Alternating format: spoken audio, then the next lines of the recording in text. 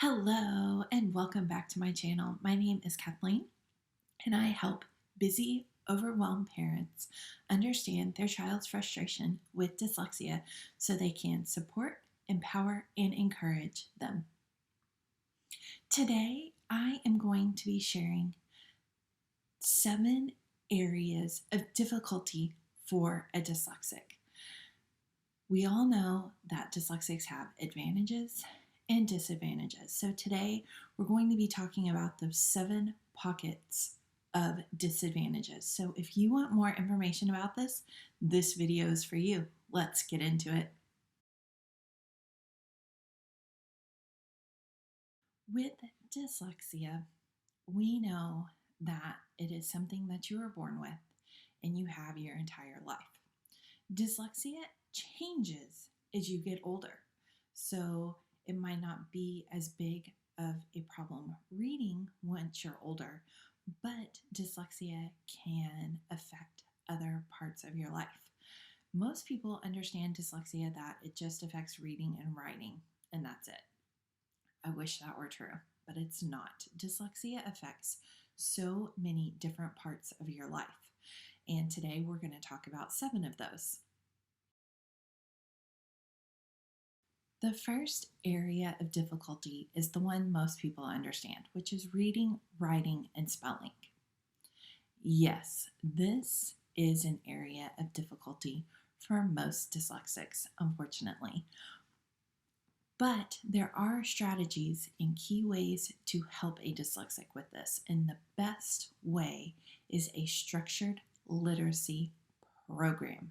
Make sure that your child is receiving some type of research-based structured literacy program to help them, because there are so many different elements and things that help them with this. And yes, there are apps and games and fun things out there that they can do and use to reinforce what they're learning, but it will not help them learn how to read. So they need that structured literacy program.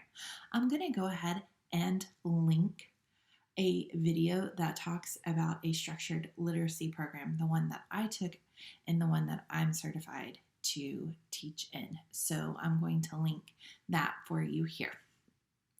So making sure that they get some type of structured literacy program to help with the reading, the spelling, and the writing will definitely help. And most of the time, these programs are all intertwined. And so once they work on the reading part of it, they're going to work on the spelling. And there's also comprehension. There's so much to these programs, but dyslexics respond very well to them. The second one is getting things reversed or mixed up. The biggest one that most people see is the difference between left and right. I still to this day get these mixed up. I literally have to hold up my hands. The one that says an L to me, that's left. Oh, this L is backwards, that's right. Another one is when you ask your child to go get a spoon and they bring you a fork, or the reverse. They just get little things mixed up. They don't mean to, they don't intend to. It's just one of those things. We can't keep this information straight. The third area of difficulty is sequencing, putting things in order or understanding the order of things. The key examples of this are the days of the week, knowing which day is next, understanding the seasons of the year, and the months of the year. These are concepts that are very hard and take extra time and instruction to understand them for a dyslexic. There are other sequencing things like what happens first, next, and last in a book sometimes, and that also requires extra instruction to help them. Yes, we are very good at comprehension and understanding, but when it comes to putting things in order, we need a little extra help and support. The fourth one is finding the words to express our thoughts and our feelings. I know that my thoughts and feelings are in my head, but when it comes time to getting them out and expressing them on paper or telling other people, I have a really hard time finding the correct words that are in my head to get out of my mouth.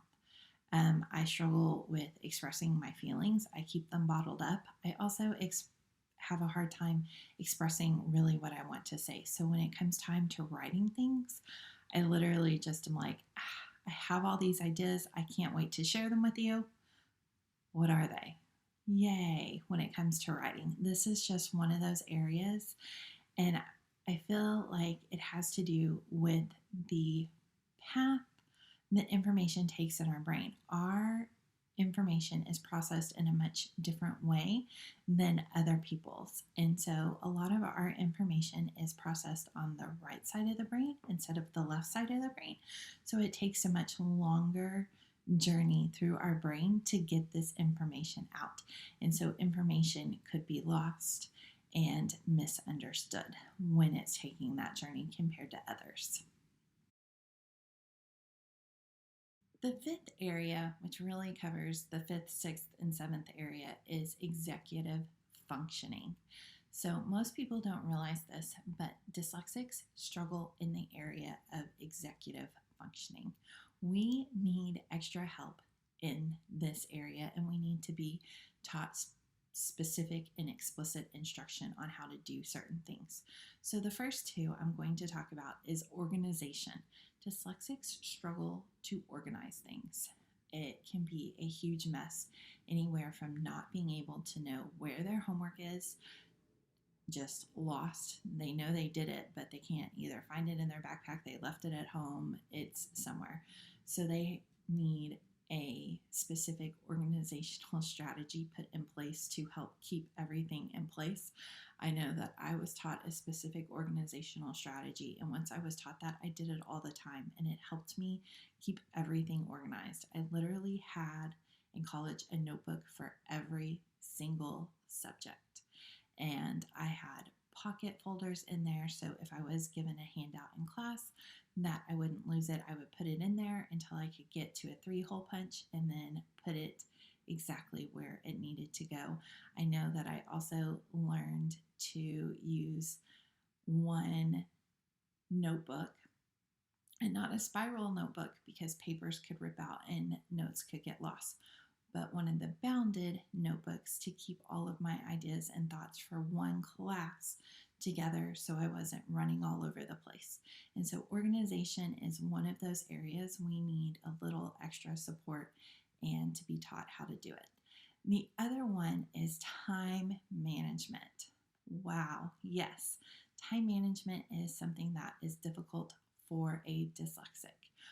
We really don't understand the concept of time. So, how much time a minute is, how much time an hour is, how long it is. And so, when it comes to planning things out, sometimes we are very good at underestimating exactly how much time it's going to take to get something done.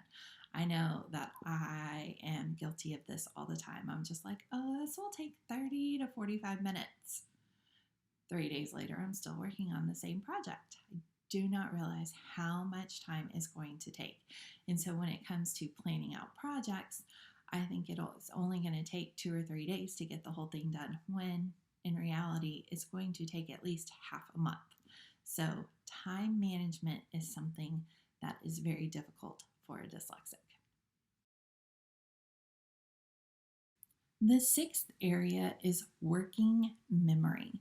So, what we're currently doing and working on. And so, brains are given information to use and manipulate, which we call working memory, things that the teacher's talking about.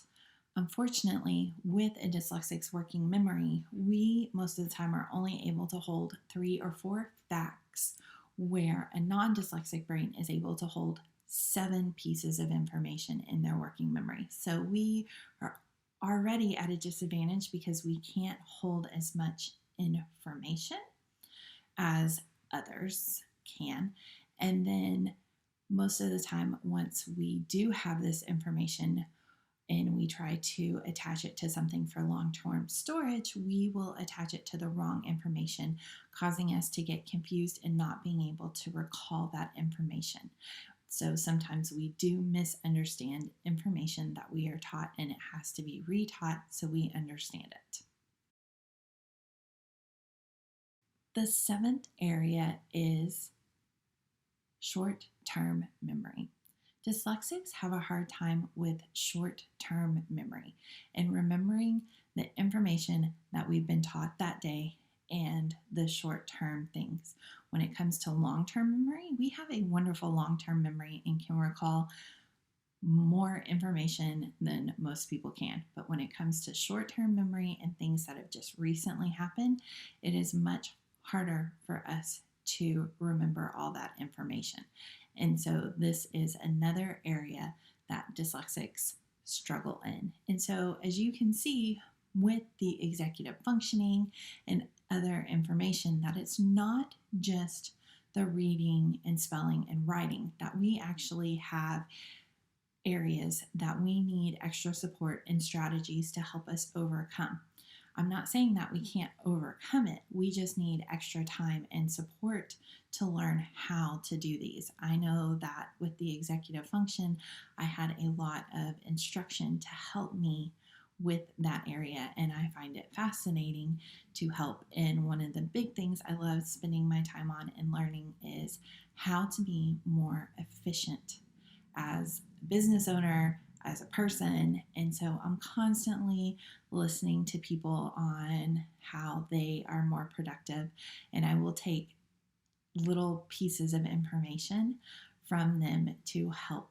And I find it so fascinating because I think it's just one of those things that I'm just like, I don't understand why I can't get this right. Those are the 7 disadvantages to dyslexia. Unfortunately, we do have the disadvantages, but don't forget that the advantages outweigh the disadvantages, and there are so many more advantages, and I love talking about it, but we do have to make sure that we understand the disadvantages so we know where we can spend our time to be productive and to help come up with strategies to help us. If you found this information useful, go ahead and grab my Dyslexic guide. It is chock full of information for you. It has 7 myths, 7 facts, and 9 advantages of dyslexia. So if you are looking for more information, go ahead and grab that guide. I can't wait to share that information with you. In the next few weeks, I have more information about executive functioning, the IEP, and dyslexia coming out, and I will see you in the next one. Bye, guys.